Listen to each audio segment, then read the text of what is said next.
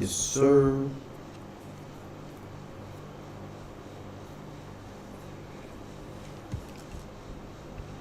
Let me switch over.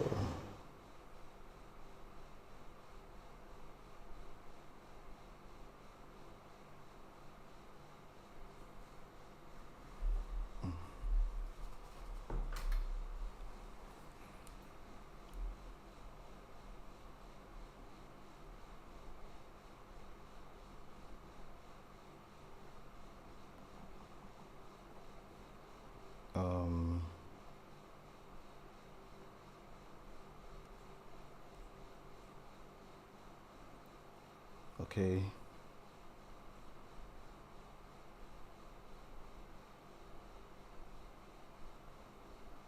Okay. Shoo-doo-doo-doo.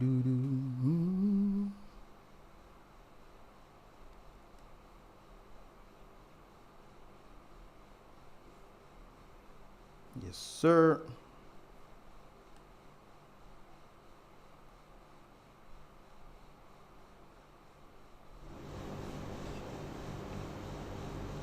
We are in the building. Thanks for the like. The person who gave the thumbs up, I appreciate that one time.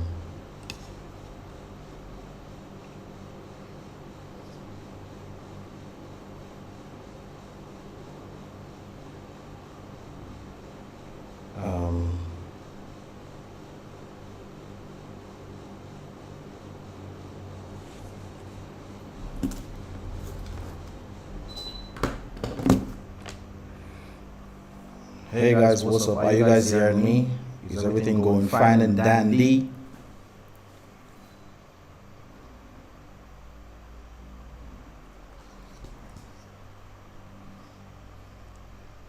Thanks for the likes, man. Big up yourself one time.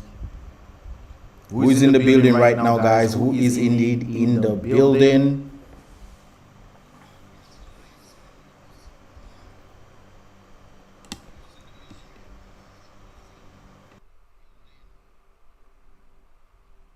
The input.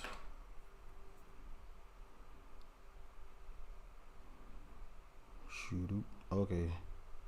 Okay. Okay. Yes. Okay. I am. Okay.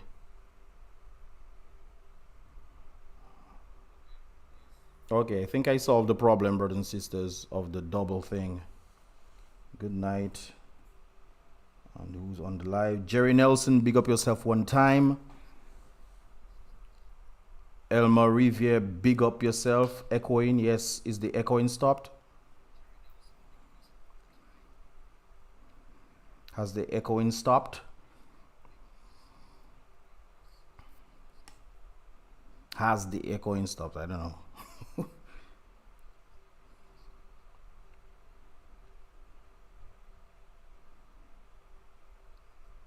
Okay, that's good. Anthony, what is that? Binance? Oh, Bino. Bless up yourself one time. So we have Jerry in the building, Elmer, Anthony, and well, Jelson, Jerry once again.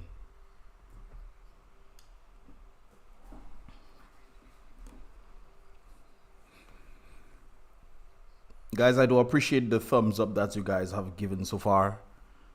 So I just had to see that right there. Yep. Sounds good to me. Sounds good to me. How?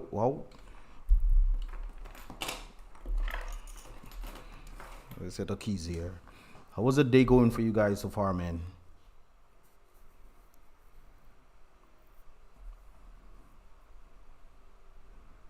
Six people in the chat. Big up yourself one time.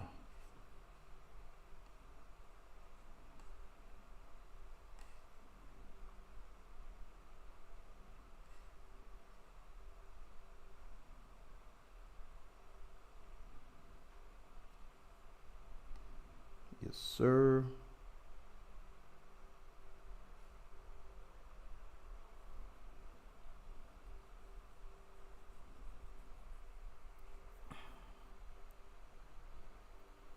KB Lyric, big up yourself.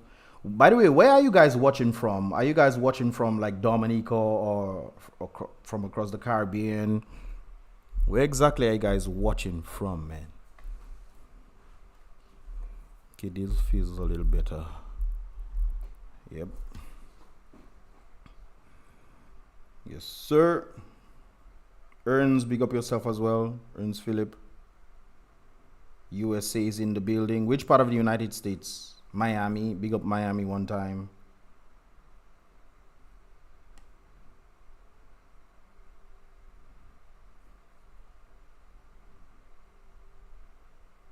Watching from St. Thomas. Okay, we have the US crew there. Canada in the building. I need to go back Canada, you know, guys. But I need to get my my what do you call that, visa? Yeah, I need to get my visa for Canada.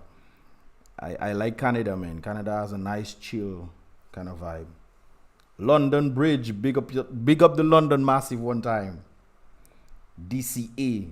Okay, I guess that means Dominica. Where in Dominica are you watching from? Because I always mainly tend to get the people from overseas. So, Catherine Williams. Where in Dominica are you guys watching from? New Jersey is in the house. Big up. You know, guys, I'm not going to stay as long as I was waiting last time. Buffet State. Okay. I was talking about Buffet State in the previous reaction. Man, Buffet State and Granby. Lubia Massive. Hey, what happened to the Lubia spring water, now, boy? I think we need that back here because I don't know. La Pointe. Yeah, man, big up. Okay, guys, I'm just gonna stay for like 30 more seconds, then we're gonna begin. La Pointe Massive, Buffet State, Loubier. I wonder if there's any posse in the building, man. Portsmouth, both in London and in Dominica.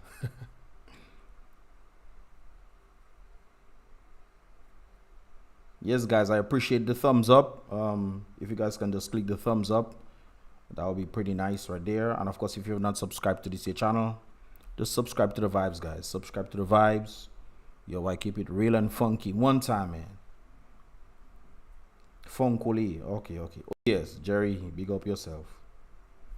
Yes, guys. So I think I'm gonna start right now. Of course, this is none other than Mr. Doctor or Mr. Doctor, Dr. Thomson Fontaine, man, one of the legends when it comes down to the economic activities or knowing what needs to be done when it comes down to the economic viability of a country. Of course, he's down in South Sudan helping them, and of course helping them elevate their standing, for which I think Dominica definitely needs. It's just unfortunate that, you know, Dominica tends to lack when it comes on to utilizing talents and skill sets, you know, and it's very unfortunate right there. But hopefully we can get some insight. So we can make this bigger. Zoom. Chrome doesn't zoom. Okay, I make it a little bigger for you guys. Yeah. Hey, thank God for Max, I'm not gonna lie. I don't deal with iPhones, but I definitely deal with Macs. Anyways, guys, let's get into the vibrations, man. Of course, this is none other than, like I stated before, Dr. Thomson Fontaine. And he definitely has some stuff to teach us, to let us know.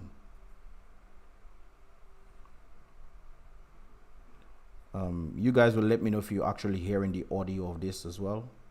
Let me see if I can hear it myself.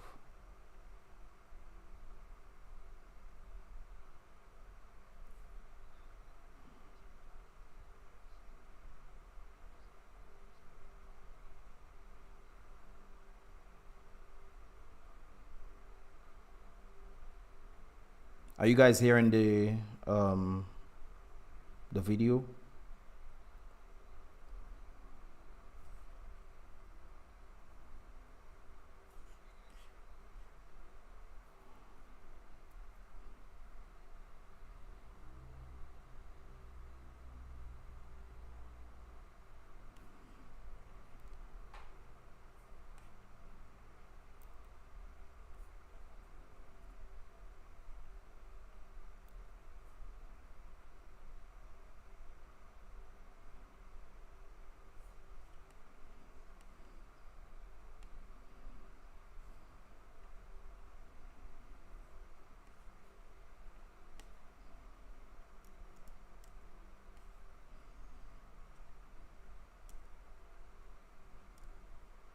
This is so weird.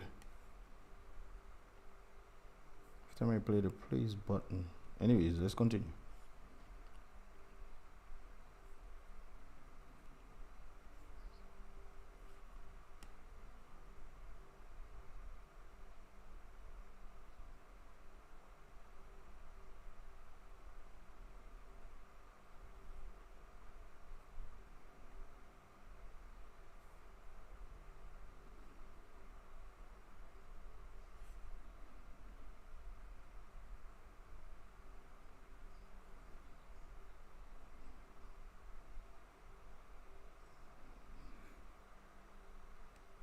My voice only. Okay. I'm not sure. This thing just keeps stopping, but let me see if I can check this thing.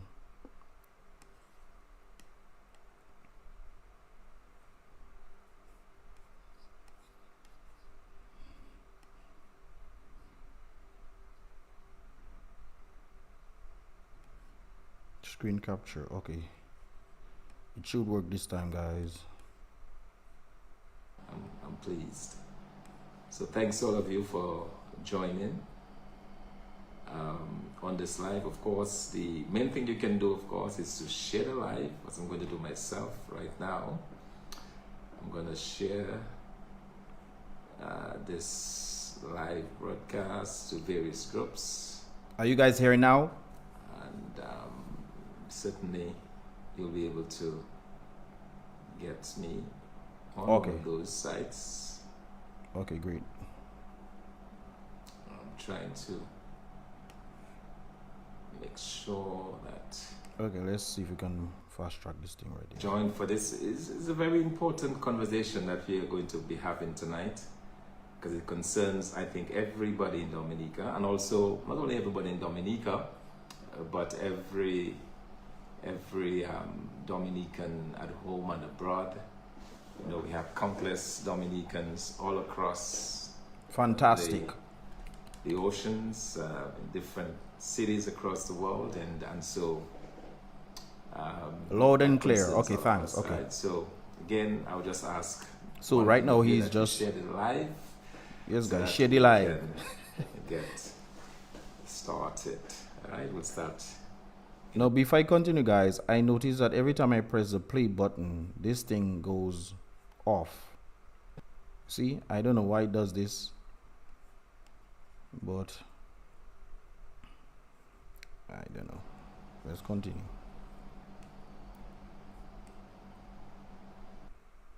Because they were concerned about some of the language in the report, which seemed to indicate... Okay, let's go back.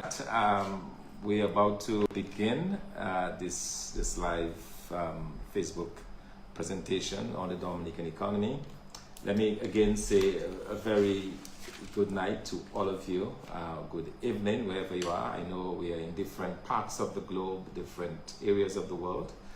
But wherever it is that you're joining from, it is great to have you tonight on a very important discussion. And let me just say, I understand that you could be anywhere, in many different places, but it's very good that you are here with us tonight and that we can have this very important discussion on the way forward for the Dominican economy. Part of what is moving all of this, or one of the reasons why I decided to do this, is, well, two things happened in the last, well, yesterday. The IMF released a report after a visit they had to Dominica, and several persons contacted me because they were concerned about some of the language in the report, which seemed to indicate that the Dominican economy is doing remarkably well. Things are, you know, nice and sweet in Dominica, and there's a lot of concern about that. That was one. And the second thing that happened was the fact that there is the European Union ambassadors in Brussels have decided that they're going to take action against countries like Dominica that engage in citizenship programs that does not have very little bearing with the population. No, guys, I actually have the article right there. Hopefully you guys can see it. We're like, no, thanks. Actually, I have the article right there. European Union moves one step closer to being able to cut visa-free access for CBI countries. Of course, this was written on March 15, 2024. And of course, it's rather interesting that I'm seeing this right there. And I remember there was a Dominica News Online article, indicating that the Prime Minister stated that the visit that the European Union had, of course, they were in the Intercontinental Resort. The meeting that they actually had was a success. That's what the Prime Minister is telling the citizens. However, those who actually know what's going on realize what the Prime Minister is saying does not add up. It was not too long, probably like about 5 days later, when Iceland decided, they sent out a memo, and of course that came a little later on, but they sent out a memo, Iceland sent out a memo stating that they're going to be removing visa-free access from Dominica. Not the other Caribbean islands, but from Dominica. Brothers and sisters, keep in mind, this whole visa-free restriction that is happening to CBI countries is solely based on what Dominica has done. Sorry about that, not Dominica. What the leadership of Dominica has done. In full blame, pure sight, brothers and sisters, there is no ifs and buts about it. Because half of the passport seals pretty much were from Dominica. And another thing on that, brothers and sisters, is that there was like 25% that was reported to the Dominican people, which is rather interesting. Why I don't understand why Dominicans don't really make noise about this, because where is the money, But, let's continue. Mute again. Visa-free access into the Shanghai region for 12 months. And during that time, they will try to speak to the governments, and beyond that, they will move to... Wait a while. Are you guys okay? El Marivia, okay, you're hearing me? Okay, great. Let's continue. Do away with the visa access. So that is very important. I want you to bear this in mind as we go through tonight's discussion. Also, I would encourage you to send your questions. All right, I'm very open to your questions, criticisms, suggestions. Feel free. I'm not shy of criticism. I'm not afraid of criticism. I'll be able to be free to speak their mind. Tonight about the state of Dominica's economy in areas, in fact, 3 main areas. The first area I want to look at is the area of economic growth. The second one is the area of the government's fiscal or revenue and spending positions. And the third one is what they are suggesting as possible measures. And that is very, very important for us in Dominica. The kinds of measures that they are suggesting. And those measures, by the way, will be a lot more stringent. They'll be a lot more draconian by the very nature of what happened yesterday with the EU issuing this. And we'll explain that a little bit later. But let's start with... And keep in mind, guys, the reason why they put in all this is not as a result of what the Dominican people have done. I think a lot of people tend to look at, it's United Workers' Party and all those kind of things. And no, it has nothing to do with what Dominica or Dominicans has done, but strictly to do with the leadership of Dominica not adhering to certain things that the European Union wanted, especially when they gave their outlines. I think they gave 7 or 8 of them. And, it seems like these measures were just not listened to at all. Because we know the European Union reported 25%, 75% was out there. Lennox Clinton and a number of others came out saying, hey, where's our money? And they wanted the Prime Minister to, offer, some sort of resolve when it comes down to that situation. He did not. All of a sudden, we hear in European Union decide to do what? Remove visa-free access. That's what they're going for. So I'm just letting you guys know, don't blame yourself, blame the leadership. But then again, it's the people that voting for the leadership in the first place. So that's very unfortunate right there. Let's continue. I'm going to try to explain this to you in a way I hope is understandable. I understand sometimes when these reports are done, they're done by economists, and not everybody understands economics. Not everybody understands what goes into those numbers, into the calculations. I'm going to take a little time to explain a little of this to you. And I do this from the standpoint of, firstly, I think I can make the statement fairly reasonably that there are very few people that understand the Dominican economy the way that I do. And between 1988 and 1994, for those 6, almost 7 years, my job in Dominica was to actually do the calculations. So I was the one that would calculate the rate of growth of the economy. So I was there in the heyday of the banana industry. In 1980, I remember, was the biggest year. We probably had about $168 million in banana exports. And I remember when the banana industry used to create revenue on an annual basis between $80 million. I remember $120 million.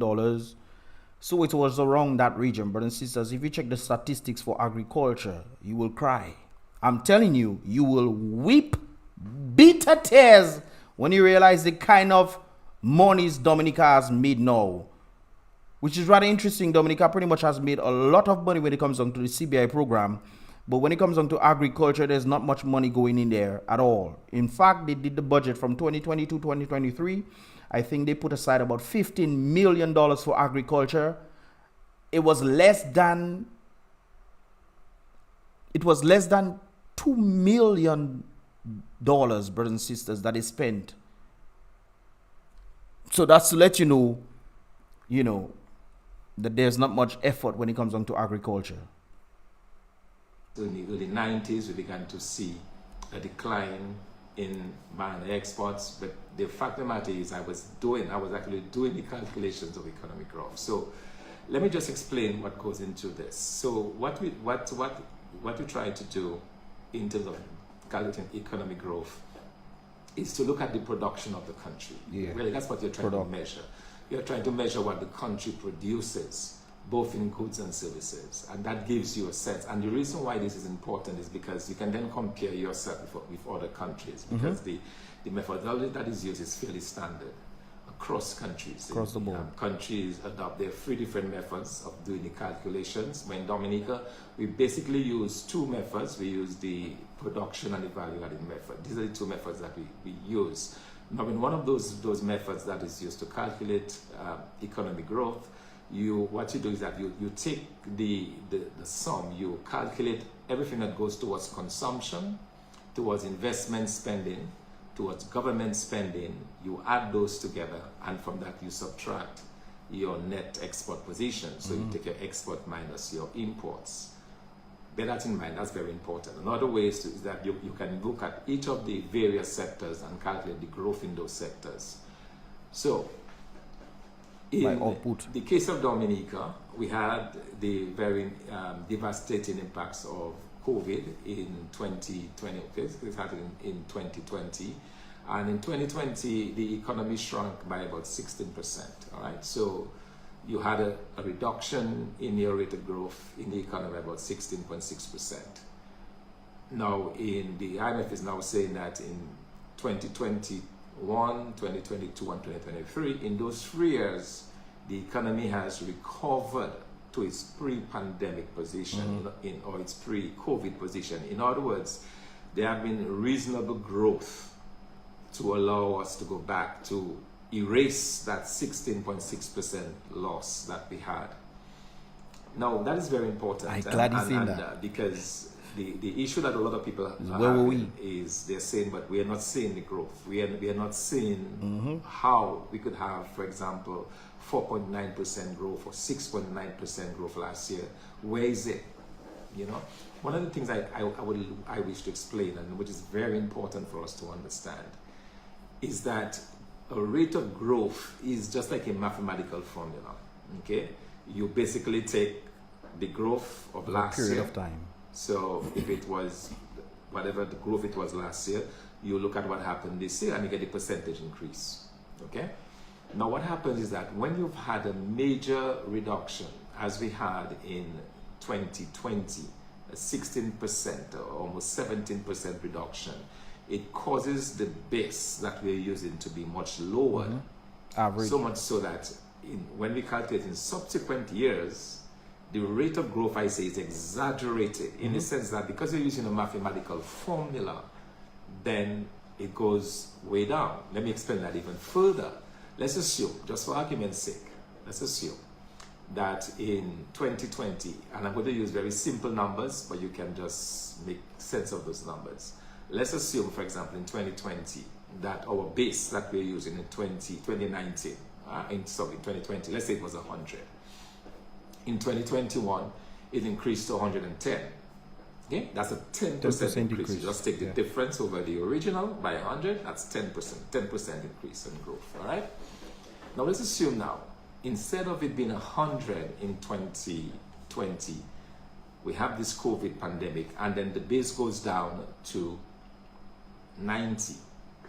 Okay? So if it goes down to 90 instead of 100, but you still have the same growth in 2021, which is 10.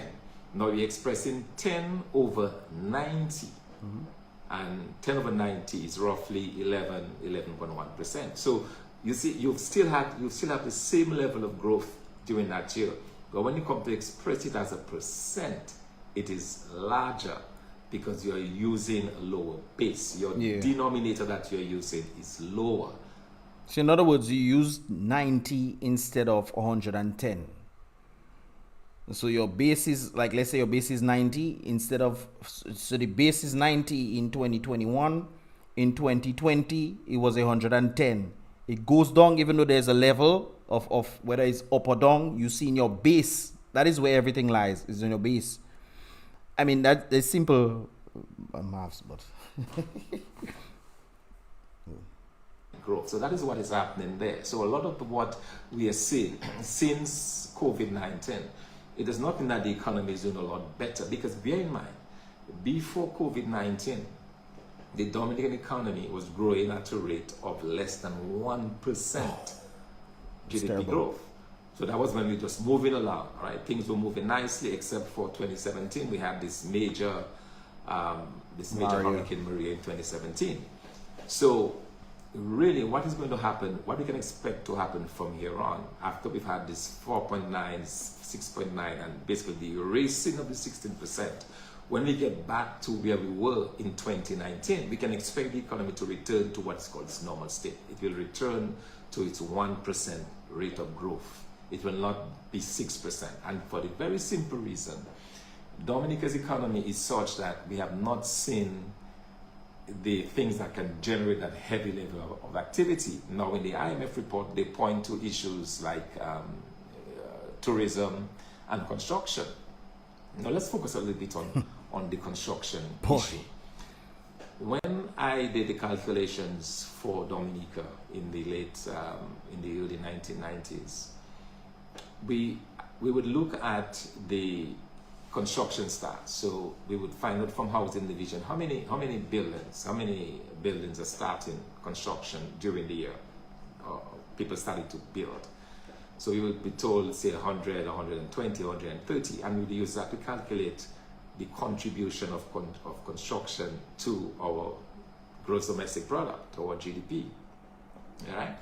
So that was good then. Now, what we have now is we have this major project, the building of the international airport. But here's where it gets interesting.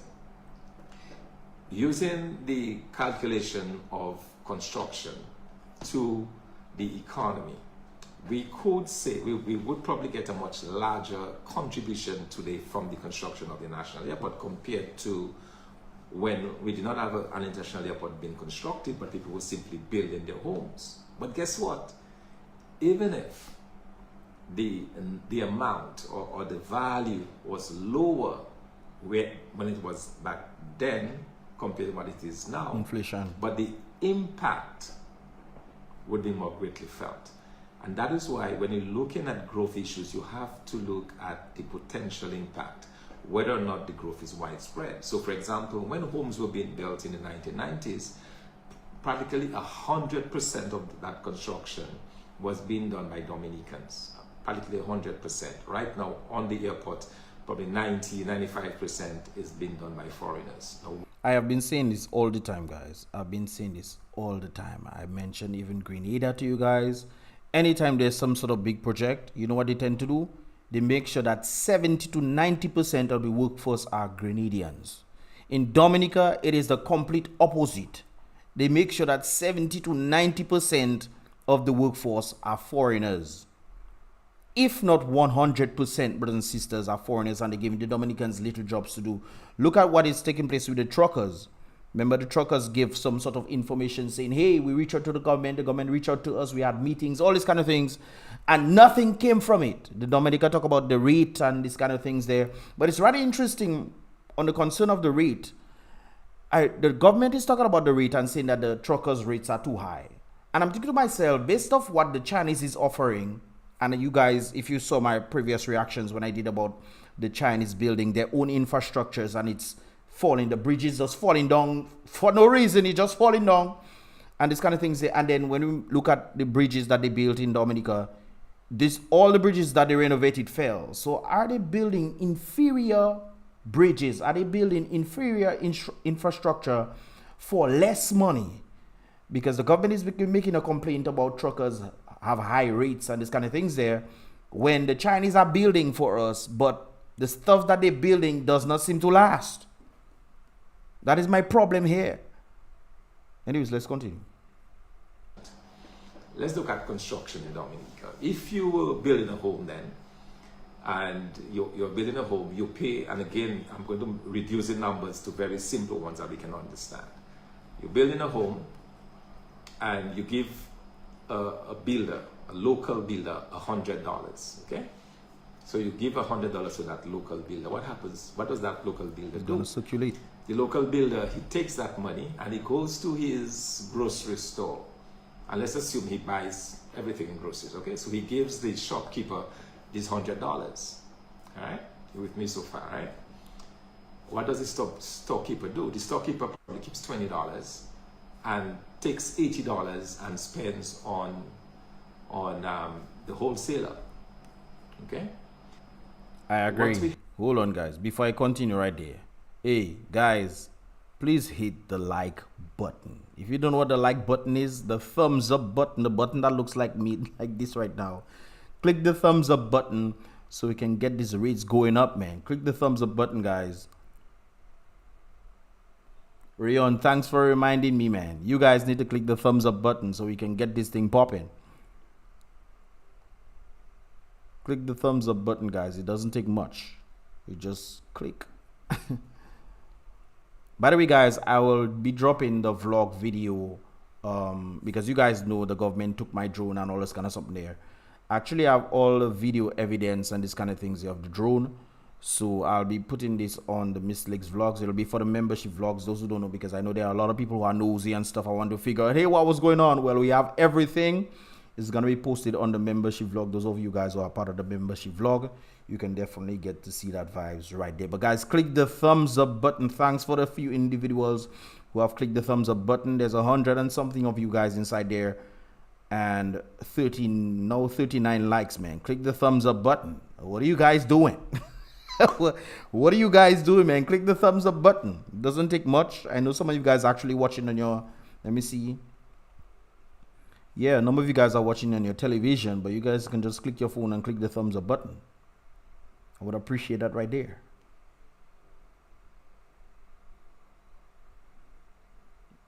Rion, big up yourself for reminding me of that right there.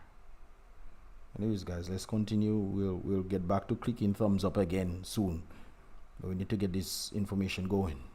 It's a situation where what we have is a situation where this money, and Dominicans have a very interesting term for it. They talk about money meeting money. All right, but in economics, we refer to it as the multiplier effect. Okay, in the sense that the impact of $100, the spend of $100, by the time it goes around the economy, it's no longer $100 because now this individual has $100, the shopkeeper keeps 20, and the person that she buys from has 80, and you can see it continue. So already you've created from that 100, you've created an extra 100, an extra $80 is being created. because the benefit goes to the wholesaler, the benefit goes to the shopkeeper, and the benefit goes, of course, to the person that you've given the money. In the current situation now, where we have all the money goes over, money's been paid for construction, what happens? It does not come to the economy. The majority of this money is being paid to a foreign company. It is paid overseas. It does not stay in the economy. And I literally stated this in the previous reaction to the brothers and sisters. I stated there's a huge possibility that the government does this for one sole reason, so that they can get their cut in that money. If the money comes to the local people, obviously they'll be able to track that money right there. If it goes to the foreigners, then that money goes to the foreigners, and then the foreigners can give them their cut. The money vanishes when it goes to the foreigners. Who knows how the money is spent from the foreigners? Obviously, the government then can get, or whoever is in charge can pretty much get their cut. That's how the money goes, brothers and sisters. And you think that the government works for the people, though? I mean, how on earth is there all sorts of things happening in Dominica when it comes into the construction industry, yet still the Dominican people don't get any sort of part in it? Really? All right then. All right. If, for example, you could have a 10% increase in the construction sector in Dominica, giving rise to a much higher increase in GDP in 2023, compared to, say, a 5 or 2% in construction in 1993, but that 2% will have a much bigger impact on the economy than we have with the building of the international airport. It kind of reminds you of the Ross University, doesn't it? The Ross University had a GDP impact of about 40%. And when they went down to Barbados, they had about a 1 to 2% impact. So that is to let you know, in terms what he's talking about right there. This international airport was being built by Dominicans, and the money was being circulated within the Dominican economy. It would have a really big impact on the country, and we have been able to see it. Okay, so I wanted to make this point because that's why we don't see it. And saying, well, is the IMF, pretending that things are better than they really are in Dominica? No, that's what the numbers say, but it's understanding what's behind those numbers. That's what I'm trying to do. I'm trying to explain to you that because of the way the calculations are done, what we need to look at is what is behind those numbers and the potential impact of that spend on the economy.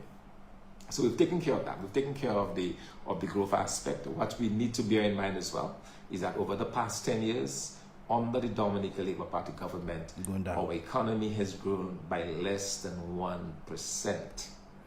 And hopefully he gives the understanding as to what other countries grow by, because even though you have a level of growth, brothers and sisters, it's kind of like having, just like your bank. If you're saving money in your bank, right? And people need to understand this as well. They don't teach this in schools. If you're saving $100 every month in your bank, you will see obviously you'll see it growing.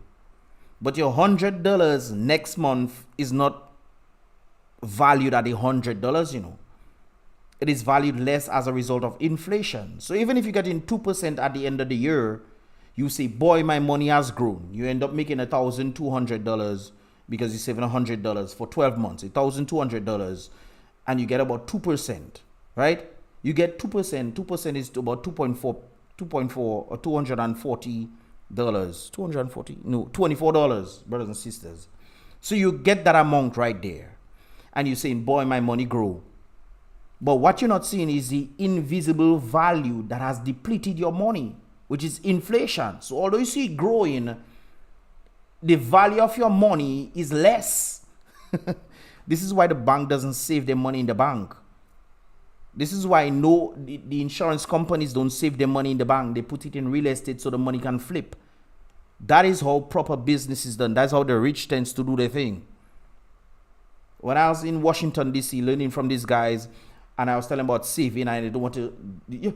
These people wondering if I am crazy, because I tell them about saving. They don't save money, brothers and sisters. For their immediate needs and things, they tend to save some monies for these things. But they put their money in other things, in investments, real estate, all these kind of things there, so their money can flip. Because when inflation value is let's say your inflation value is 3%, and the bank is giving you 2%, that means you make a loss of 1%. So that is something you guys need to keep in mind. The bank doesn't save their money in the bank, you know.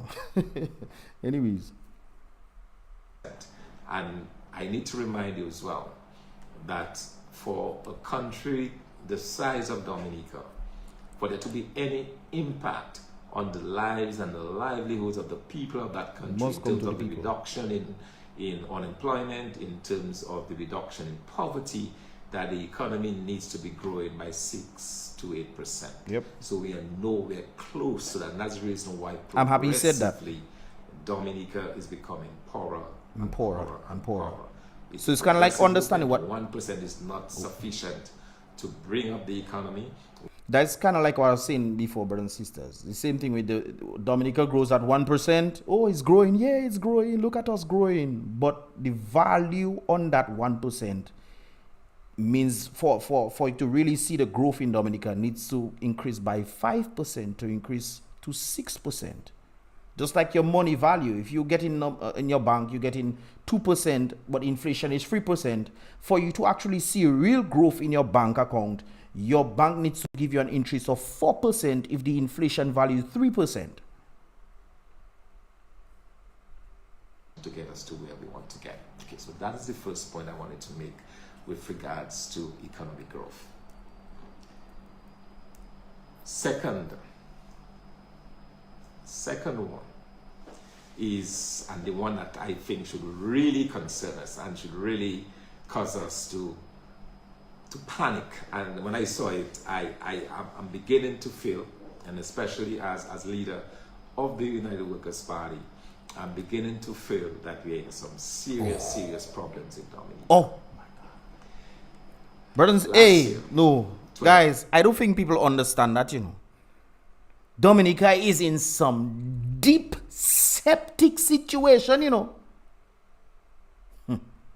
Because Dominica has been too last for so long that when it comes on to revamping, this is why I even say even if United Workers' Party were to win now and they had the right ideas and everything, it's going to take a while for them to rebuild. This means that the present government has literally destroyed and is continuously destroying Dominica, and they are the ones only benefiting. They're the only ones benefiting in that regard. When you ask yourself, when they come in and tell people there's no money, yet still it's alleged that they are paying people who are not even in government. Who is the money going to? When you're trying to get raised and these people are alleged to be paying people who are not in government, how are you going to get raised? Anyways, let's continue. England announced that they were going to restrict visa access to Dominica. UK. We now know that since the CBI program was started, over 44,000 passports were being sold. The overwhelming majority of those passport holders have absolutely no interest in residing in Dominica. Nope. No interest in being in Dominica. They have those passports as a convenience that allows them to travel to the United Kingdom, travel to Europe without restrictions, and be able to use the passport for that purpose. They're not interested in settling in Dominica. They're not interested in voting in Dominica, at least for the time being. They want it as a passport of convenience.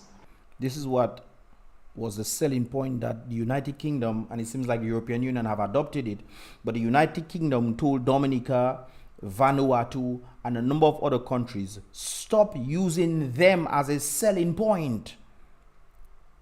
I read the article, you know, guys. They said stop using them as a selling point to sell your citizenship. I would understand if these folks came to Dominica and they love Dominica, kind of like Ross University. Ross fell in love with Dominica and he wanted to not just give students, United States students, a chance to study medicine, but to also give them the experience of being in the nature island of the Caribbean, checking out the beauty, checking out the rivers, all these things. If you read the history of Mr. Ross, you'll understand why Ross University was actually Dominican's own. So when Dominica lost Ross, Dominica lost one of its citizens. That is the vital point right there, brothers and sisters. Anyways, I don't want to, let's continue right there. The British imposed visa restrictions within the last half of last year. And what has been the impact on the CBI program. It has been massive. Already we see the IMF is now telling us, and I made a note of the figures there, that the CBI program in 2023 fell by 56%. Keep this number in mind, 56%. Now, this is only the impact of what happened in England. Okay, the majority of passport holders, they tend to use this to travel to Europe. So Europe is now announcing that they're going to stop the passports basically in 2024. So if the action by the British led to a drop of 56% in the receipts from the Citizen Investment Program that comes back into our treasury, and I'm not talking there about what we've been talking about, the missing amount. That's not what I'm talking about. I'm talking about what the government records that's coming into the treasury. That is down 56%. What this tells me, if all of my experience as an economist, if all my years, over 40 years now, of doing this business, of calculating figures, and trying to get a sense as to what is going on, what this tells me is that when the visa restrictions from Europe kicks in, that this will more than double. Of course. So we are not going to be seeing in 2024 a 56% drop. And before you continue, guys, and it's not just the drop in 56%, you know. Remember, it seems like the government then went to other places for them to sell visas as a result of the slow sale of passports. That's what I understood. There was a slow sale of passports, so they went to other regions. I don't think they went to Yemen. They went to Yemen for them to sell passports, from my understanding. That could be, you know, I think I read an article on it as well, but that's here or there. But they will go into other areas to sell passports. And it is interesting. It's interesting if you guys keep in mind that Dominicans also changed the types of passports that they have. It seems like there was some sort of issue going on in the Middle East where they were able to create our own passports and started selling our passports cheaper. I remember when Annette Stanford stood up and asked about the different photos and videos that was circulating on social media about this, and the government apparently wanted to just ignore it. They just seemed to want to ignore it, and they didn't really pay attention to what she was saying. It's like she was saying nonsense. Yet still they forced the e-passports on Dominicans. This is why I tell people, you need to understand what is taking place in the world to understand what is happening in Dominica. Because if you don't know what's going on in the world and what the government come and tell you, just believe it. Anywhere from an 80 to 90% drop in CBI revenues. Okay, mark this. I've said this on the 15th of March 2024. It is very likely that the revenues coming back into Dominica's treasury will fall by at least 80%. Oh, way more than that. Because I understand that the passport holders may want to the CBI passport holders, the new ones, may have wanted to go to places like the United Kingdom. It might want to go to France and a number of other places, maybe for them to do business, secret business or whatever, that they did not have access to because they're not interested in coming to Dominica. They're interested to go to these places. But when there's keep in mind, these are just European Union and the Schengen area and the United Kingdom. Now keep in mind, brothers and sisters, if you're traveling to certain places or you want to go to certain places, sometimes you have to pass through these areas. And for you to pass through these areas, you need a visa to go these places.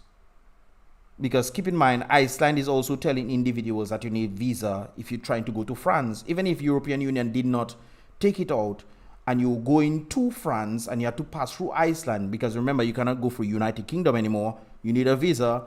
Now you could have access to go to Iceland. Iceland has put visa requirements, so you need a visa before you go to France. Now that the European Union is putting a block on Dominicans, brothers and sisters, well, they see the CBI countries, but most likely it's Dominica that they're looking at, but they don't want to select, pinpoint Dominica. But most likely they're going to be restoring it once again. Just like Canada restored a number of countries, they're going to be restoring it again back to a number of countries and leaving out Dominica. No. Let's talk about this and why I'm concerned and why you should be concerned as a Dominican, as a public servant, as a person working within the National Employment, the NEP program, as a person receiving support from the government of 300%. And let me just be clear, I have absolutely no problems with government supporting the vulnerable people. I have absolutely no problem with the government looking for opportunities for its young people. But the government doesn't do that. The government is literally creating the economy that is creating vulnerable people. You have to look at the cause. So although I understand what Dr. Thomson Fontaine is saying there, but the cause of what is creating vulnerable people is the very government. So the government is creating the cause and then wants to find the solution for the cause that he has created. It's interesting, guys, if you look at it. I've said before, I would have done it differently. I've said before that what has a responsible government, and I advise the government on this, that what they needed to do was not to do it the way that they've done the NEP program. Because the NEP program, as it is in its current configuration, is not sustainable. I've been saying that over and over again. And you will see now, one of the first things that is going to go in this year is the NEP. It is the NEP program.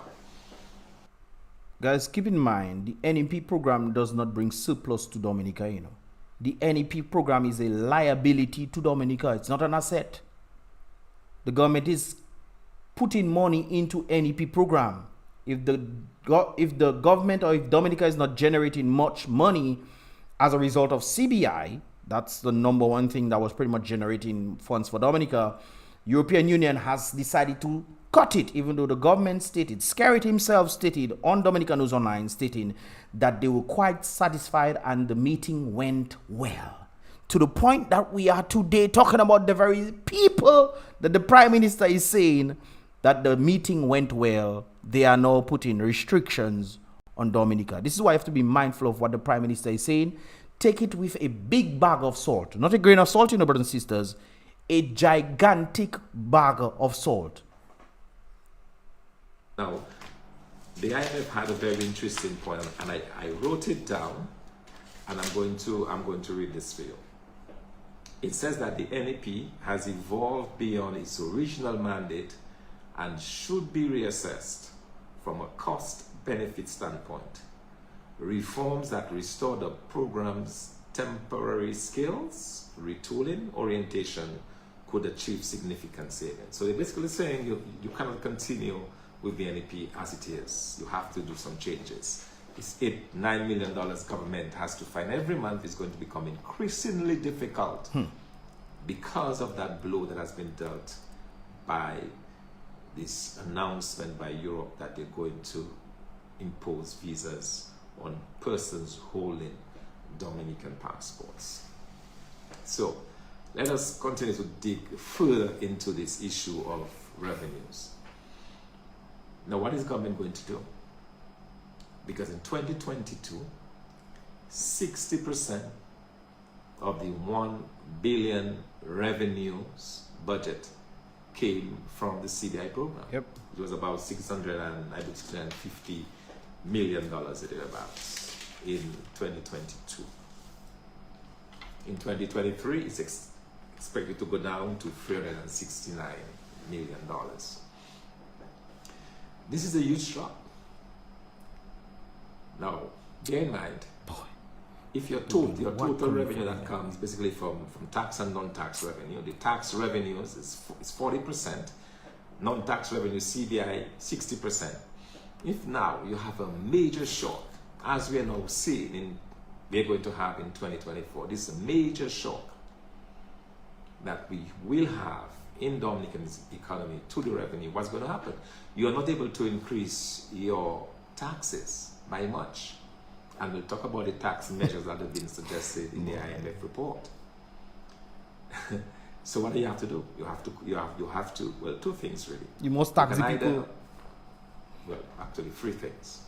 Three things. On the revenue side, the government can decide, boy, we really stuck with it to increase tax revenue. So we're going to tax more people. We're going to increase the rate of VAT. We are going to increase gas going up, everything. Duties. Instead of charging $100 per barrel, whatever it is at now, we're going to increase. Boy, you think the port have issues now? Ay. Boy, next thing you bring some lollipop and you have to pay $100 to clear a lollipop. That's boy. Okay. I won it. I just won. You see how long I won it and you see how it coming back now? Ay. You're going to just go crazy with taxes so that we can get some revenue. The problem is because the economy is not growing as much, that is not going to work. It's going to create undue hardships without giving you any kind of benefit. So that's not really a good option. Boy. The other option, government can say, well, okay, why don't we just borrow? Why don't we just go and borrow? But they have to pay back. So we're going to borrow money every month to pay public workers because we don't want to fire anybody. So we're going to borrow money. Now, we have a problem with that. Dominica already has a debt level of 102% of GDP. We're in a position that economists call debt distress. We're in a serious and severe state of debt distress. So if you're going to borrow more money... Guys, I sorry for pausing that there, but I tell people,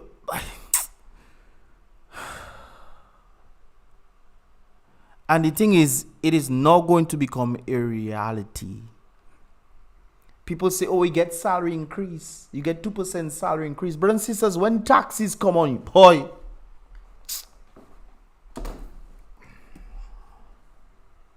Two things. You can either borrow from the domestic market, you can borrow from the banks, or you can borrow externally. The problem with the banks, government is maxed out. One is borrowing from National Bank.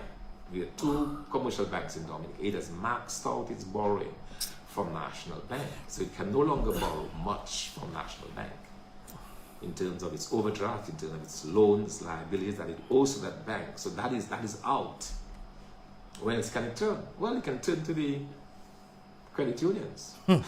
But that is what they... that is why they started the budget, brothers and sisters, when they started targeting the credit unions. Because they maxed out from the banks. And I told the people, oh, you're talking about credit union. Brothers and sisters, you're going to put fees on the credit union that not supposed to have no fees at all. Then guess what? The credit union won't take the blame on themselves. Because the credit union wants to make their little funds. So guess what? They're going to put it on the people. Brothers and sisters, don't be shocked. Don't be shocked if the percentage of interest that you're supposed to receive drop. Don't be shocked. Because remember, it dropped. Remember, it was higher than 2%, you know, guys. I think it was 3 point something, 3.5, I think it was. Or 4. It dropped to 2%. Remember when they changed it? Oh, you remember? Oh, no? Oh, maybe. Well, soon enough, man. I don't think people understand the depth of problems. Brothers and sisters, you want war? Well, that is a war on the economy itself. The credit unions are extremely large. They are the second to the National Bank in terms of value. So they could turn to the credit union. There is a real danger though.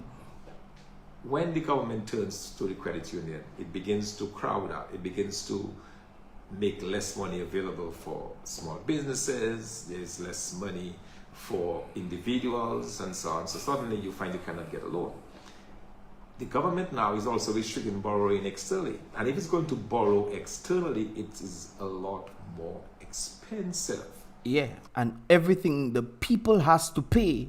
Guys, the government is not going to pay in from their salaries, you know. I keep telling people that. People think it's joke I'm making. The government is going to have to pay from you, your money that you're trying to save in the bank. Your money they want to use. How people. There is a credit system, right? If you have really good credit, if you have borrowed in the past and you've paid back on time, you've never been late in your payment and so on, every time you come to do new borrowing, you're given a much lower interest rate. Especially when you pay off your principal. Rate at which to borrow if you have a good credit rating. If, however, you were maxed out with debt and so on, bad credit rating, when you go to borrow, you're given a higher interest rate. It's the same thing with governments. Yep. Governments that have high risk of debt distress, that they are maxed out basically. When they come to borrow, they are charged much higher rates, and the reason for that is because it is meant to serve as a deterrent. Yep. Okay. Because the bank, for example, as an individual, you go to a bank, if you're already maxed out, they don't want to tell you no, but they give you a very high rate that would kind of discourage you. If you're really desperate, you will go for it, okay? But most likely you'll probably just not take it. Yeah. So that's because keep in mind, the reason why they're increasing the interest rates on these things is because you are at risk. So they know there's a huge possibility you will not be able to pay it off, but as a result of the returns coming as a result of higher interest posed on you, they would at least get back some monies in that regard. They would at least get back some monies in that regard. The government, the government was in the United States, the government credit score would probably be at 200-300%. To have a good credit score, you need to be above 6.57. All you know what coming.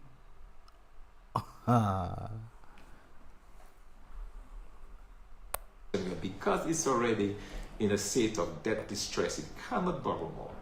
So how are you going to tackle the issue of this, in my calculation or in my estimation, likely 80 or higher percent reduction in your CBI revenues in 2024?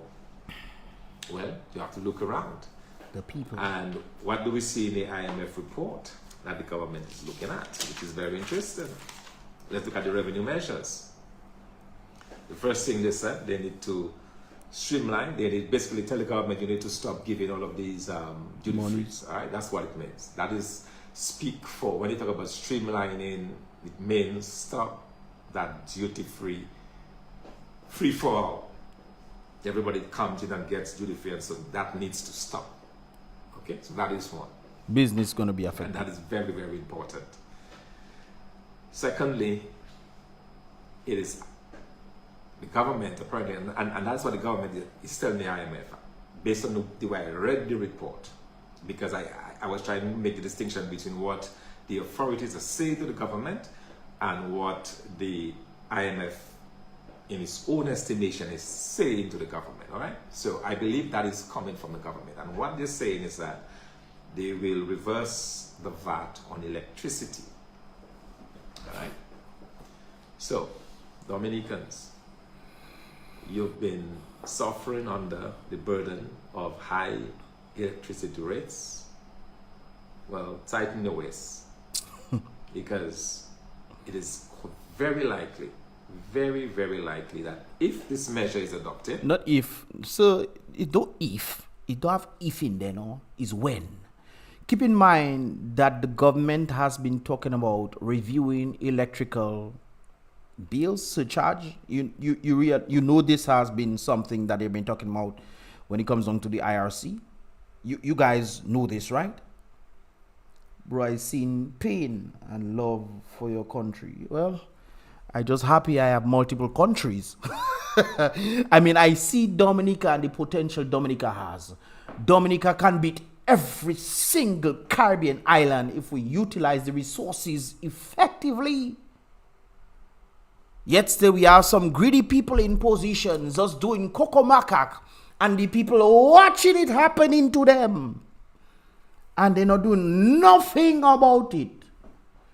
And then when the government decides to impose tax on people now and put all sorts of things because of what they have done to Dominica, well, then again, it's the people.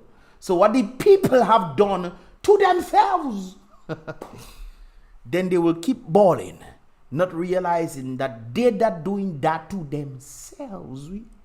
You realized? Aye.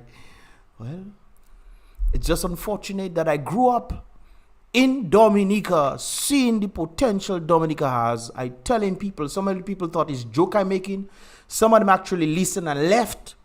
This is why most of my friends are overseas. Most of my friends are overseas, you know, guys, because they listen to me. Look what is happening.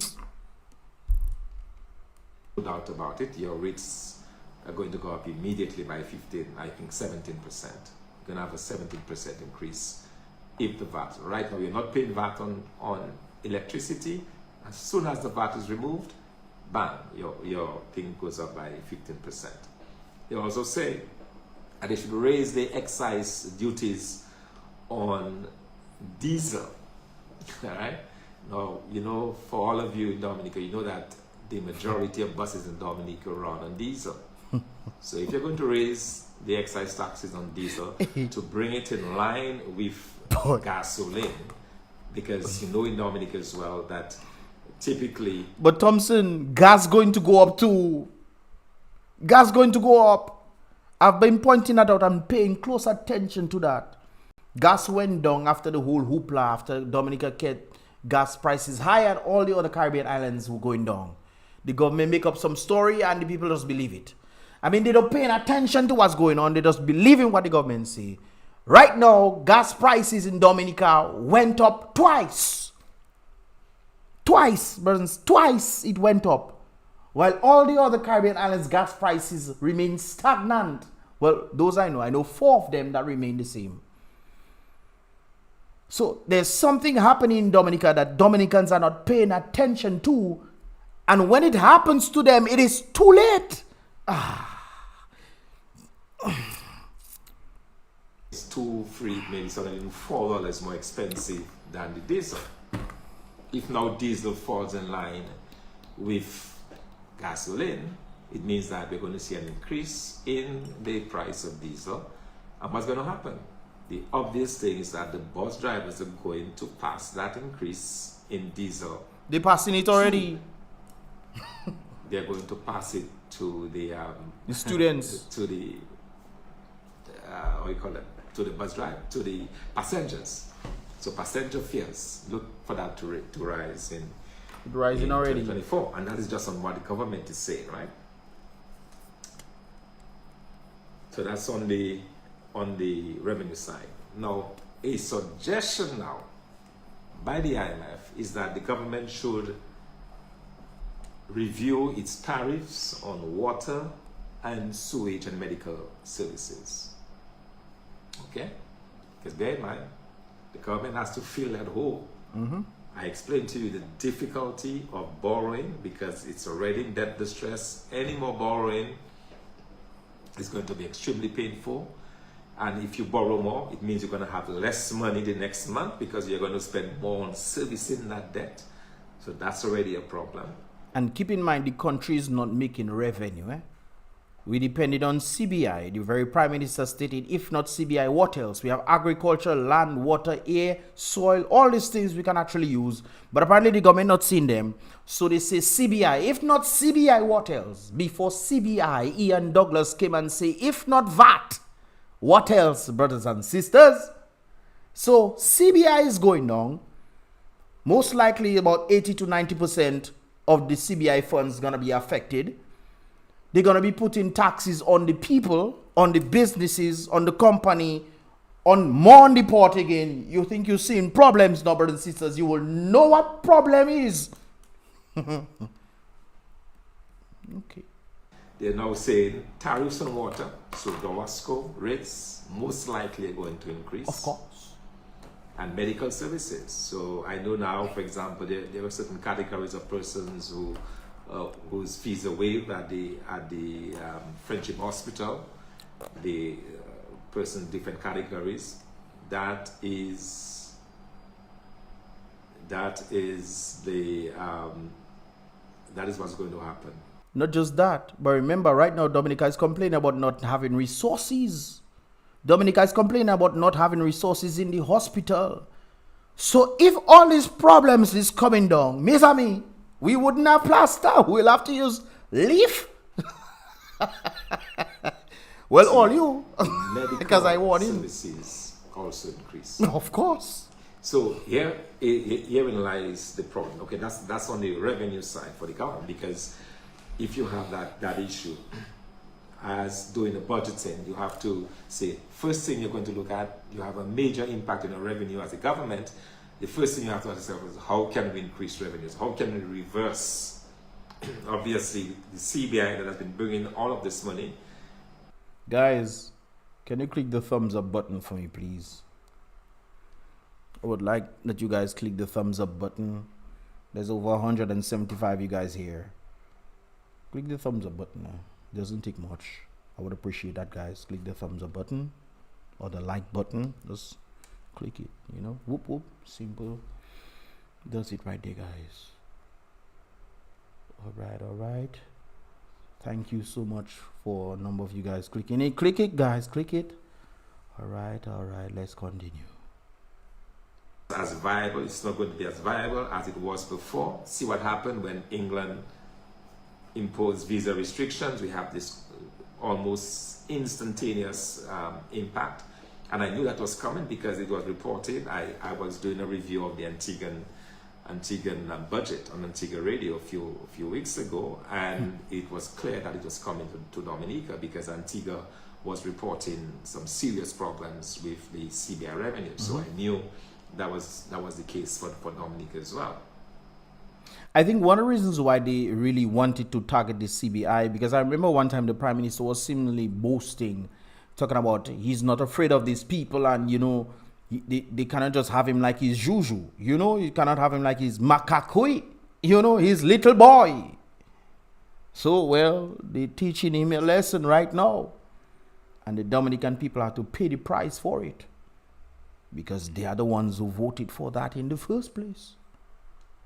So that's on the revenue side. What about the spending? So, okay, you're trying to focus on revenues on the spending side. The first thing that they're talking about is the public wage bill. Two things that feature very, very prominently in the advice, in the document that we see from the IMF, is your public wage bill and the NEP. So the first thing you have to note is, as a public servant, if you're hoping to get a salary increase this year, all the best. It's not going to happen. There's no salary increase coming. You don't get salary increase last year. You think it's now you're going to get salary increase? Try your best. The contrary, there is easy likelihood that public servants will begin to lose their jobs. Now, when you have an employment rate increase like this, where the government is in serious and dire straits, it can do two things. It can fire persons, or it can do it by attrition, or actually three things: by attrition, or it can encourage persons to retire early. So you might say, okay, we are doing a package. We are going to give a package to public servants. They outsource that money. They get the money from outside of the government pool. They go to a World Bank. They go to a friendly government and says, we want to cut down on the size of the public service, but there are X amount of persons who are not yet ready for retirement, but we can encourage them to retire by giving them a package, right? So that is possible. And so you give a package. Persons who are probably going to retire in 10 years might say, boy, I can take that package and probably start a small business, or I can take that package and go overseas and do something else with my life, say bye-bye to Dominica. So that's one possibility. That's going to mainly happen. The other possibility is that Before he continues, guys, mass migration is already taking place in Dominica. A lot of people are leaving. A lot of the people I used to work with back then are no longer in Dominica. I can only think of 2 of the individuals who I know are in Dominica. 3 right now who are in Dominica right now. And I worked with hundreds of people already, brothers and sisters. Even people in Clare Harbor are in other places across the Caribbean. So mass migration is already taking place. Much less for when the pressure reaches, brothers and sisters. All right. Just cut people. All right. As soon as you, well, 2 things: you cut them as soon as they get to the retirement age. They move on, but you don't replace them. So you don't replace them as they leave. And the third one, which is often the last resort, you begin to fire people. And bear in mind, I'm told a vast majority of public servants are still on temporary. I happy say that because I was thinking of those who did not get appointed. Remember, it's harder to fire people who are appointed.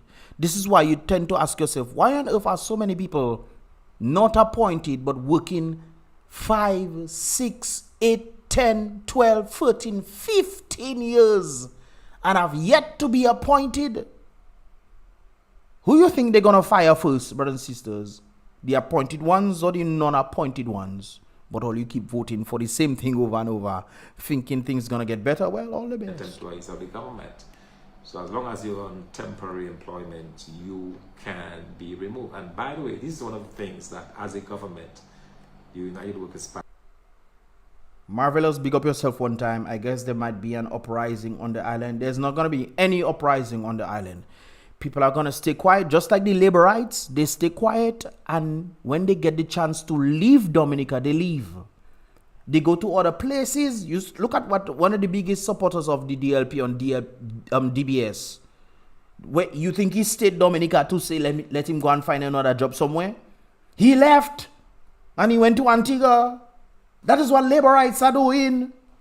They don't stay in Dominica, they go. When they go, they make noise about how Dominica is so nice and all those kind of things there, but they stay outside of Dominica saying Dominica nice. If you don't find that interesting and fishy, or maybe it's just me. Okay. Right.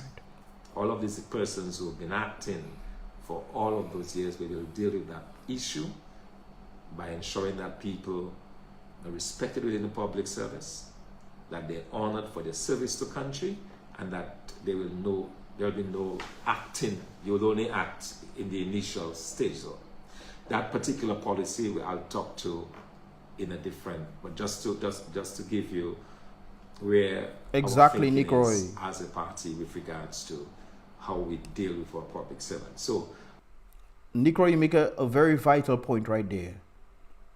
You said the own prime minister have his life overseas. His wife has allegiance to Canada. He might have allegiance, well, I don't know if he still has it or not, but there was some hoopla about him being a French citizen. Whether he denounced it or not, we don't know. So there's that. There's also his children being born in the United States, of Canada. They were born overseas. So when all that is happening to Dominica under his leadership, he already decides, guys, I want to retire either in 2024, 2025. He has stated this a number of times. So when he decides, you know what, guys, I'm going to leave and see you guys. Bye-bye. You know, he living all you misery. And he going to enjoy his billions, if he have billions or millions, whatever it is, brothers and sisters. He got to be going with his family members. Okay. You think the government didn't do our plans? Good likelihood that we could have a situation where public servants are let go. The other thing is the NEP. You know,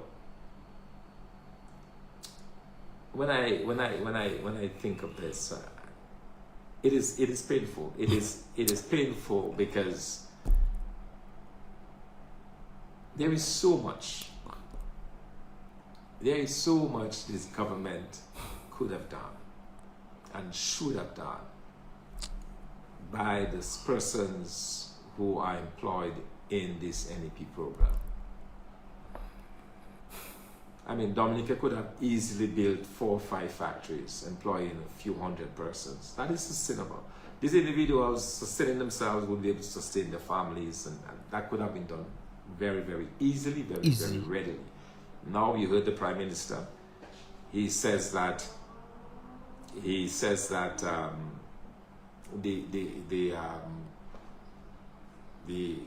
money is gone. He denies that there is any missing billions of dollars. So that money is not coming back anytime soon. And on that, just as a by the way, let me just tell the Dominican public that we are moving forward with our attempts to get this government to account for the missing billions through the court system. Please do. We're in the process of doing it. It is going ahead, and we'll have a lot more to say about it in the weeks ahead. But that just to assure you that we are working on this to compel the government to account for these missing billions of dollars. But the Prime Minister said that this money is all accounted for. There is no money outside. So in that event, you have to do something, okay? Because obviously you cannot continue spending as you've done. You cannot continue business as usual. So some serious thinking has to go on the part of government. Some serious decisions has to be taken on the part of government in the months ahead. Okay, you know, I hate to say, we told you so.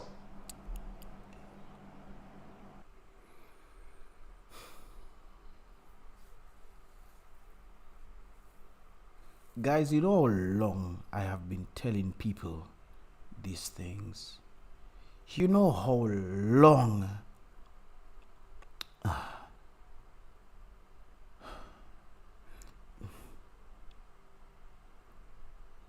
you know how long I've been telling people these things, man.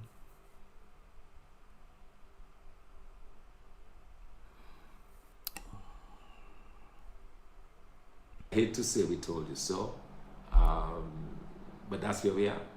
That is the position that we... What your mother and your father could not do for you. Hey.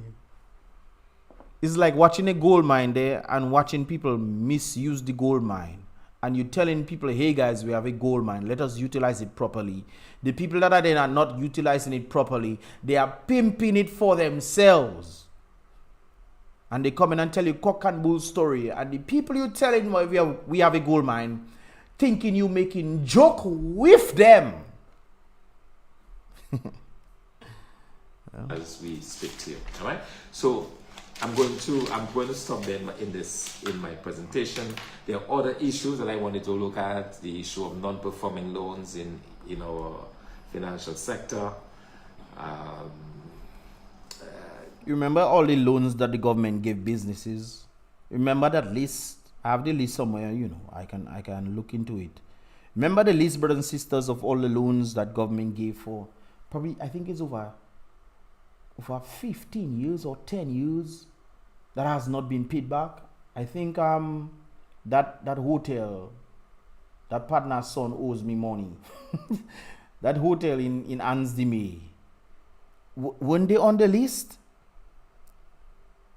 Weren't the number of businesses on the list, guys, that the government gave, and apparently they don't have to pay it back, from our understanding, or they have to pay it back, they cannot pay it back?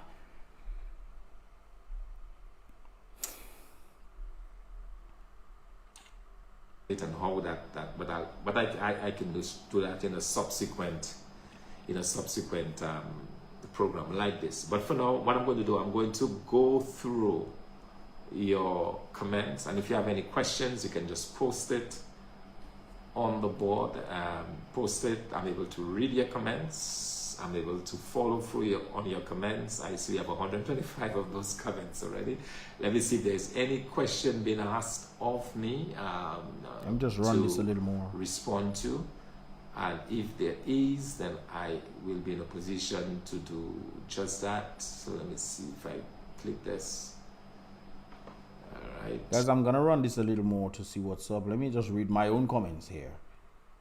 This is why foreigners don't see Dominicans is, what is that? Scared sort? Yeah. Dominicans are not scared, no? I think, just like Professor Lumumba stated, that the people get what they truly deserve. I think Dominicans are getting what they truly deserve. It's unfortunate that I also believe that the majority of Dominicans want change. But the majority of Dominicans wanting change versus those who actually put in the action towards making change is totally different. Even if the government were to bring down 20% of the voters to Dominica, that means 20% of, or not 20, that means 30%, because you need 50% or more to win.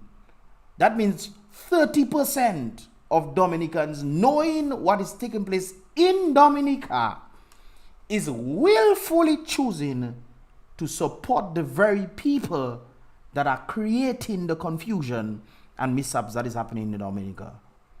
Literally, they are literally supporting that. And it's interesting that there's a quote that goes, well, I'm paraphrasing, that it's very sad and unfortunate when people who know better refuse to do better. It's like having a step of a moral man, and the moral seeing all kind of anti-man coming in place and staying quiet.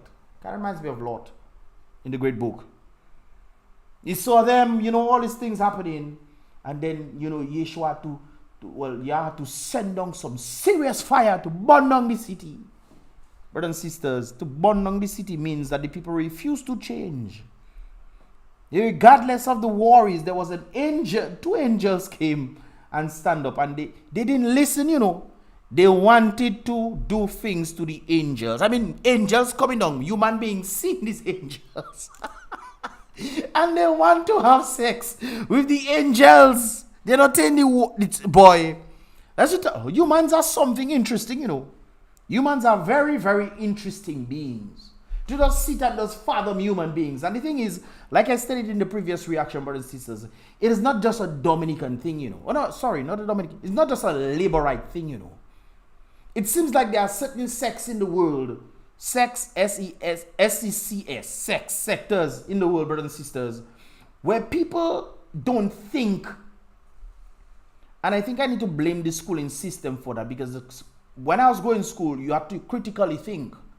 There was always that understanding of critically think. What is this? What is that? When the teacher asks you questions, you have to you answer the questions. If you answer in a certain way, they'll come back to you and respond. Or they might go to somebody else. That person might give the answer, and then the teacher explains the answer right there. So critically thinking was a very interesting thing back in the day. But I don't know how it is now.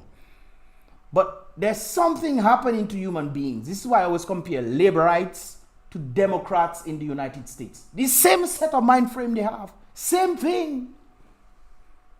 And this is why I don't know. Just interesting. Just very, very interesting. Anyways, Haiti, it looks like we are on our way. No, guys. Dominica has far surpassed Haiti. Because if you understand Haiti, certain parts of Haiti, there are rich areas in Haiti. I actually know one of the doctors from Haiti who's in Miami right now, and his family is rich. There are rich people in Haiti. So it's not all of Haiti that seems to be chaotic. There are certain parts of Haiti where chaos is taking place, and of course wars and this kind of things there, because there are powers that are outside, foreign powers that are trying to control Haiti, and the people are uprising, and all sorts of things they are going into doing, all sorts of spiritual things that they... Okay, you get the point. So Dominica, on the other hand, Dominica is a very interesting place in terms of the whole of Little Dominica has been affected. So although parts of Haiti are chaotic, the whole of Dominica is chaotic. This is why Haitians came to Dominica in droves. Some of them didn't care about the 400 US that they left in the airport. They wanted to overstay because they thought that Dominica was Little Miami. I met Haitians in Dominica who told me that Haiti was being promoted as Little Miami. Haiti was being promoted as Little Miami in Haiti. Dominica was being promoted as Little Miami in Haiti. So they came down and were told about getting jobs in Kepinski. This is why the Haitians were even protesting near Kepinski when Kepinski was Kepinski. They were protesting saying that they were told that they were going to get jobs. Haitians in Dominica protesting to get jobs in Kepinski because that's what they were told. That did not happen. None of that stuff happened. Haitians ended up leaving Dominica in droves to the point where a number of boats capsized. I think about 3 or 4 boats when they were going out because of the amount of Haitians that were leaving Dominica. There was a point in time where Guadeloupe and Martinique was fed up with Dominica because the Haitians were leaving Dominica and coming to hate Guadeloupe and Martinique backdoor, because Skerrit knows about the backdoor culture. He knows about it well for elections, but during other things he doesn't know about it. But apparently they were going, and Guadeloupe and Martinique had a serious problem with Dominica on that regard. It seems like there was some sort of blockage in that regard, and they decided they were going to Saint Martin and Montserrat and those places there. I actually know some officers who were actually in Montserrat, and they were going out to get the Haitians who capsized and all this kind of something there. So these things were taking place. So when you mention Haiti and Dominica, you might have to understand that Haiti might actually be better than Dominica when it comes down to the economic standing. Oh, you guys made a lot of comments here. All I know, pressure does burst pipe. Well, brothers and sisters, I think pressure burst pipe already, but people just don't care. Because you cannot tell me all these things is happening. Ross left. 40% GDP left. And not a squeak. And I was at the meeting, the landlord meeting that they had in Portsmouth. On top credit union, brothers and sisters. I was in that meeting. And they were taking down names for them to try to sue Ross for leaving. And it was Ian Douglas that told the people that Ross was coming back. Let me leave that right there. What I know now. Let me see. First, there was no money missing. PM Nick Ryan saying that. First, there was no money missing. PM said, then it was stolen. We know the money is not stolen. The funny thing is that the European Union had to come to Dominica to tell Dominicans the very thing that the OCCRP, Organized Crime and Corruption something program, these people there, when they came down, they stated to Dominicans that there were more passports sold that was not reported to the Dominican people. People were ignoring that. That's nothing new. Then the European Union came and said 75% was missing. They say only 25% of the funds from CBI came to Dominica. Skerrit say you don't have no more funds, all those kind of things there. Why you think? Nick Run said the head bongs, waiting for the hammer to drop. Well, you wait for the hammer to drop, the hammer drop already. Unless you're talking about the whole CBI thing with where European Union decide they're gonna block. I told you guys this was happening. I literally told you guys this was happening. People say, oh, it's not true. People met me, Mr. Lix, where you get that now? People were meeting me and tell me, Mr. Lix, where you get that? They told Washington DC this information. And that information came to me. And I told you guys, the articles are definitely coming out. Well, European Union moves one step closer to being able to cut visa-free access for CBI countries after the Prime Minister stated that the meeting went well.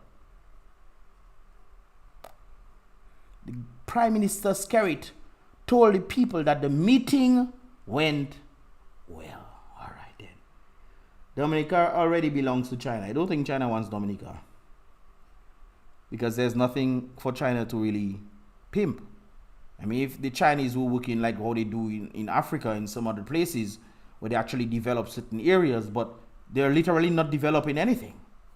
Unless China is probably trying to send the population to a particular place, because there's an over-influx of Chinese. Also, China is also suffering from an age thing, because there was a one-child China policy that was taking place, where you had one child, you could make another one, and that created an imbalance in the society.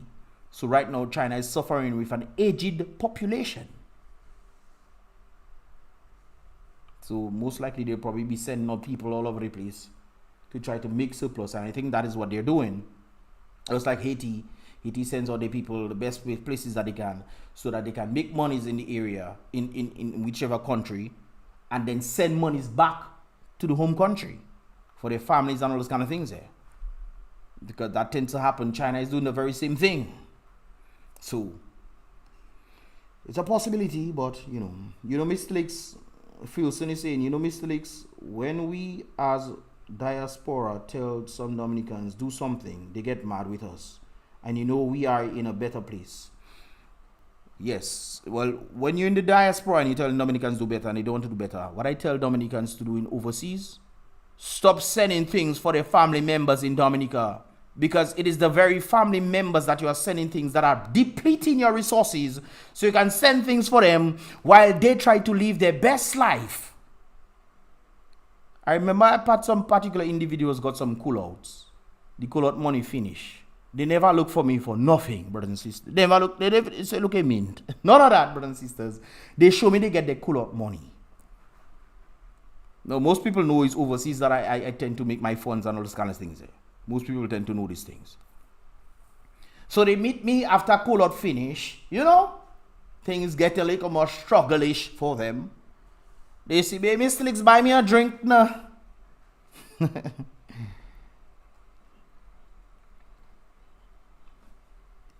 Guys, let me continue. What else? Big up Calgary, Alberta. I need to come. I heard of Alberta in Canada, I heard that place is a really phenomenal place. Didi, I want to come through. I need to get my Canadian visa. Although I was there last year, because of associations, I was able to go across. But this time I want to stay longer because I can only stay Canada for like 1 week. Okay, because of my status, I can only stay Canada for 1 week. Thank God. Thank God. Status, brothers and sisters. But for me to stay longer, I would need to get the visa.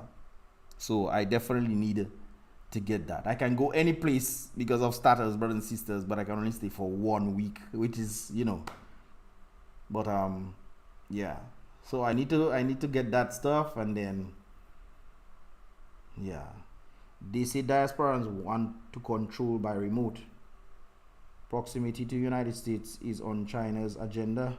Well, China is also attacking the United States, This is why there's a whole hoopla right now about TikTok, and they're saying that they don't want TikTok to be in America, because obviously there's the understanding that they say that China is spying on the United States through TikTok. I think that is accurate, but I also think if you're trying to stop China from doing things in the United States, stop letting them buy land. Stop giving them the ability to control the food resources and those kind of things there. Stop giving them the ability to buy out the power plants and all those kind of things there, where they control these things. Stop putting all your well, you tend to send all your manufacturing needs to China, where they tend to handle these things. If you want to stop China, stop doing these things now. So China and America also have an issue. We're talking about Dominica. And we say in Dominica is sold to China, but China in America is a problem. It's a problem, brothers and sisters. So, anyways, let me just... Hi, family watching from Guada. Big up the Guada Massive one time. Anyways, guys, let me just continue this thing right there just for a little bit. Let's reach to 50 and then, yeah. Through so that we can... all right, somebody's talking about the cabinet. Now, that's the thing. I think a very prudent thing government can do even now, reduce the cabinet, is to start looking at where they can cut. And one area, of course, is the bloated cabinet. We have a huge cabinet, I believe some 20-something, 21, 25 persons in the cabinet. Way too large for the size of the country. You have to reassign persons. You have to cut down on that wage bill, You have to. That is a must, and that. But Scary cannot do that. You know why? Because he needs the allegiance of the people. So if he needs the allegiance of those who are actually in cabinet, he would not cut them out. He would most likely cut out the citizens instead of cutting out the parliamentarians. So that self has to go through legislation and all those kind of things there. But that is one area. So why am I having this issue with my, right, probably from this viewpoint there, I can look, all right, not sure why my comments are hidden. You're not on live chat. All right. Top chat, not live chat. All right. So one of the question is what does the future of the NEP look like? All right. Dead. The problem that the NEP workers will have is that this is the low-lying fruit. Okay. So if you have a major shock, already we're seeing a 56% reduction in 2023 in CBI. If, as I predict, it goes down to at least 80% or probably even higher, then the one that you can get to more readily, more easily is the NEP. That's $9 million with a stroke. And in fact, the Prime Minister said it. And I think his mind was already moving in that direction. You know, so the I just saw a comment, that's why I'm smiling. The problem is with the NEP workers, and government said the Prime Minister said that these are temporary. These programs are not by an act of Parliament, so it's not enshrined in any kind of legislation. It is with a stroke of a pen. It can be done away with. And it does appear that this is where this is headed. So if you're asking about the future of the NEP, it is very likely that it will be done away with a stroke of a pen. All right? Somebody's asking... I remember a lady that I met in the Calypso show, and I did not know. Well, I know she was a laborer, but I did not know she was working in NEP. And in talking to her, you know, she started warming up to me, and and started telling me her business. And then I found out she's working in NEP. So you think I'm gonna lose my job? I work in NEP, blah blah blah. Well, sister, we will see what's gonna happen. So questions about the economy. All right, the question is the opposition going to file a paperwork for the missing money outside of Dominica, since the court system in Dominica cannot be trusted? Well, we have no choice but to do the initial, we have, the process is that you go for the courts of jurisdiction. We have to go for our courts first, and depending on what comes out of this, we can take it further. But we are prepared, I'm telling you, we are prepared to take it all the way to the Supreme Court, all right? We are prepared to take it all the way to the Caribbean Court of Justice to make sure that it comes in. All right. But as you're saying about Caribbean Supreme Court, brothers and sisters, Caribbean Court of Justice, I remember that the Caribbean ruled that there should not be any more elections. Was that afterwards? Or the matter should be heard? The bribery and cheating matter should be heard. I was not heard. So who is holding? I mean, the Caribbean Court of Justice doesn't seem to have much power, does it? Because they stated that the bribery and cheating matter should be heard. And here comes the DPP just removing that right there. So taking it to CCJ, does CCJ have any level of power though? I think when Dr. Thomson Fontaine, I think I want to have an interview, a podcast with him. We sit and chit-chat, man. The inflation in Dominica is really what we call it imported inflation. So our inflation rate tends to mirror what happens in the United Kingdom, in the United States very often. So there's been a low inflation environment in the US in 2023, and that's reflected because we get a lot of our goods and so on coming from the US, and so it is likely that would have had an impact on goods locally. But I'm sure if you're in Dominica, you would say, well, a drop in 7% seems kind of high, given the fact that prices appear to be rising quite a bit, right? So that is one. That is certainly an issue to be aware of. Okay. I'm trying to get those comments. Okay, guys, there. I think I'm gonna. Let me see. Where is it hiding? All right. For some reason, my configuration there hides the comments. But yeah, so I hate to be the bearer of bad news, but in a way, this government behaves like someone who won the lottery. You win the lottery and you just go spending without a care for what happens tomorrow, and then suddenly you turn around and the money's gone. Kind of like how people who tend to win, well, not win, but a lot of people who work and decide, you know what, guys, on the weekends I'm just gonna drink my money away. I remember stopping a guy from going and spending his money on Spanish and because we came out from karaoke and I decided I was walking that time. It was like one something in the morning, and he's like, we went and he met up, walking, talking, all those kind of things there, and he had $800 in his pocket, his entire salary. His entire salary. He decides he's gonna spend all his money on Spanish and on drinking. I said, my brother, best you go and sleep. When you wake up tomorrow, think of what you can do with that money. Maybe buy something to resell or something of that sort so your money can multiply. It's a good thing he met me. He went at his home because he was going to spend his Saturday night just on home. And I mean, people something special, guys. People something special, boy. Some wise choices government should have done, in particular about the young people. I'm especially concerned about our young people. I'm especially concerned about the young people of Dominica. This is our future. Well, they don't have no future again.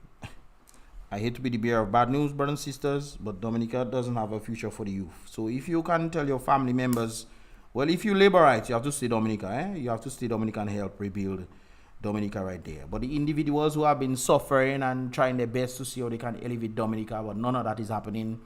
If you can leave.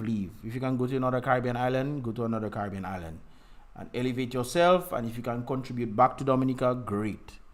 That is the best thing for you to do right now. But the people overseas, if you know your family members are labor rights, please stop sending them things. They are the ones that are putting themselves in the situation that they are in, and depending on you, on the struggle that you yourself have, even in a better country, to send things for them. Do not be foolish, brothers and sisters. Wisen up.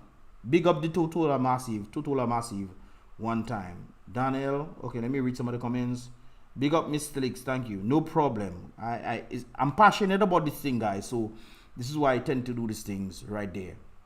Mr. Leaks, when we ended this part, okay, I saw this one. Oh, I am way behind. Time right there. Okay. This is also want to control, blah, blah, blah. Scary Dominica chief liar. And family, the PM already mind condition Dominicans for NEP shutdown. That's true. Thomas, hold on.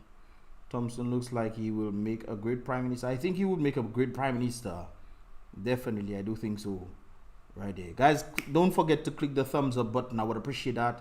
Let's click the thumbs up button and get this thumbs up to 100. That'll be nice. Right there, those of you who are joining in, we have like around 193 people right now. Click the thumbs up button, guys. I would appreciate that. Listening from Totola, the PM is using the NEP as I will get you if you don't behave. Well, whether you behave or not, the NEP most likely be the first one to go. And apparently, based on what Thomson is saying, it's a 9 million per year industry right there. The government really wanted to utilize NEP so he can curb the unemployment rate in Dominica, because Dominica has a high unemployment rate. If it was not for NEP, keep in mind, brothers and sisters, NEP is not just individuals going to cut grass, NEP are individuals who were cashiers in stores, who were even bank tellers, who were in a number of areas within Dominica. The business pay half, the government pay half for them as well. And that helped to curb the unemployment rate rising to the massive height that it would have without the NEP. The government utilized NEP, stating that NEP was a way to give the youth a chance for them to gain some sort of experience while still making a little money here before they get a big job or something like that. It seems like people turn NEP into a whole career path for themselves because there was no jobs in Dominica. They're losing it already because Jules is saying they're losing it already because a lot of them are not getting paid. Yeah, a lot of these folks are not getting paid. Brothers and sisters, keep in mind that we're talking about not getting paid. What about the people who work there, they break their back, brothers and sisters, for them to be able to do things, and unfortunately they are not able to even get some sort of money in pensions or in social security and all this kind of something there. Remember, when the government takes these monies, they have to put it back, but that means the government has to be generating funds. I still do believe that the government is making a lot of money because, of course, when the European Union came down and stated that there's 75% of the passports that were not reported to the Dominican people, and just like the Prime Minister come in and say, oh, the situation went well after the European Union came down, oh, everything went well. That's what the Prime Minister stated to the citizens.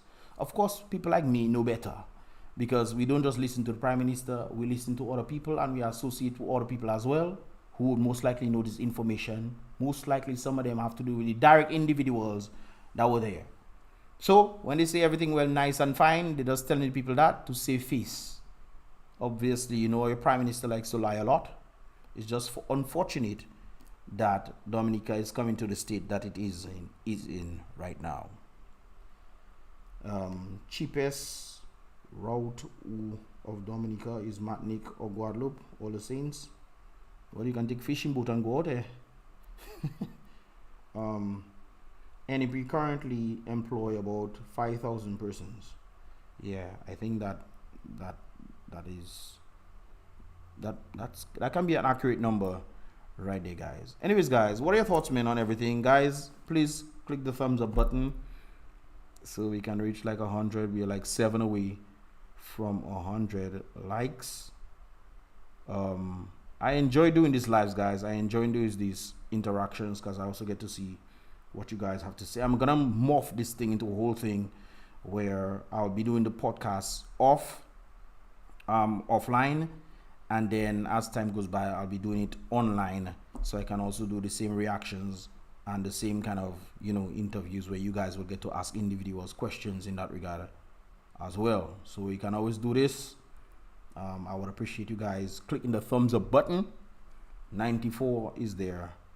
This might be a little slow, but I'm not sure. But guys, let's get this video to 100 thumbs up. I would appreciate that right there. And I think I'm gonna end it. Somebody's clicking the love thing. I appreciate the love thing, but the like button, the actual like button is what I'm talking about. Yes, that like button right there. So click the thumbs up button, guys. Let me just go a little bit further. Nah, guys, I'll post this link so you guys can definitely check it out for yourself uninterrupted. But I just had to give my viewpoints on this, man, because this is the first time I'm actually watching this video myself, but I know it was gonna be great. Things that I've stated before, he reiterated right there. He did it in a more classy way. I did it on the basis of being vexed, but it is what's going on right there.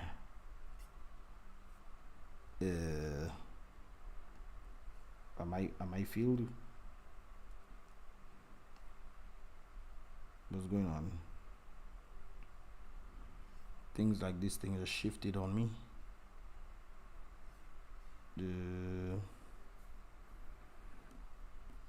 What's going on? Okay, I'm back. All right, guys. Better vibes. Anyways, guys, yeah, better vibes with the live. Yeah, I definitely do enjoy the lives right there. It's much longer, but that's how we roll, man. Get your popcorn. I should tell you guys every time I come on the lives, I should tell you guys, get your popcorns. But it's a very sad situation what is taking place or has taken place in Dominica. Thanks for reaching the 100 thumbs up, guys. I really appreciate that right there. And of course, more people will be watching even after this here video is done. But it's a sad situation that has happened to Dominica, guys. I've been warning for over 10 years now with this whole thing. Even from high school, man, I used to tell people what's gonna happen, and I'm living to see the very thing that I spoke about when I was in high school happen. I stated the Prime Minister is going to make himself a king, where the people are going to be working for him instead of him working for the people. So said Sudan. The very Prime Minister himself came and said, oh, I don't need any mansion. I don't need to stay in any mansion. Why should I stay in a mansion? Few days later, not few days, about probably 2 or 3 weeks later, or a number of days later, brothers and sisters, the Prime Minister was talking about moving into the mansion that they're renting. And not just moving into the mansion, but also taking about $64,000 a month on the backs of the people in an economy that is not creating surplus for the people. He is taking that on the people. So said Sudan. I indicated to you guys that the country is going to go down. I did not know it was going to go down like this, my God.